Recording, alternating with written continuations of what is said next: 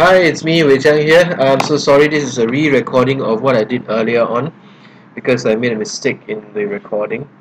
Um, the key trick in this question, or most difficult part in this question, is it requires students to go back and forth in time and to pick the correct value to put into the final ratio that they require. And even I myself made that silly mistake. So here we go again. Alright. In 3 years' time, the ratio of Helen's age to the mother's age is 1:3. If Helen is 12 years old now, what is the ratio of her mother's age to Helen's age now? So I always get my students to break it up, and I myself like to do it that way. So we'll break it up into the first one where we have 3 years later.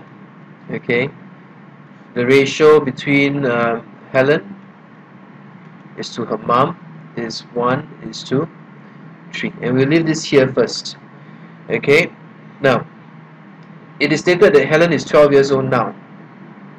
Okay, so Helen is 12 years old. So 3 years later, Helen will be 15 years old. Okay, 3 years later, Helen will be 15 years old. We put this value back into the ratio. Helen will be 15. And what would that make the mom? Well, we multiply 15 here, and we multiply 15 here. We will get 45. Okay, now we make use of this value here and go back to now. Okay, 3 years later, the mom is going to be 45 years old, and now, okay, the mom will be 45 minus 3, that will be 42 years old. Now this is the final part and the most critical part. We need the ratio of the mom's age to the Helen's age now. So we need to take 12, we need to take 42. Okay, so we finally write it here now. Okay, the mother's age is to Helen's age. Okay, mother is 42, Helen is 12 and not 15.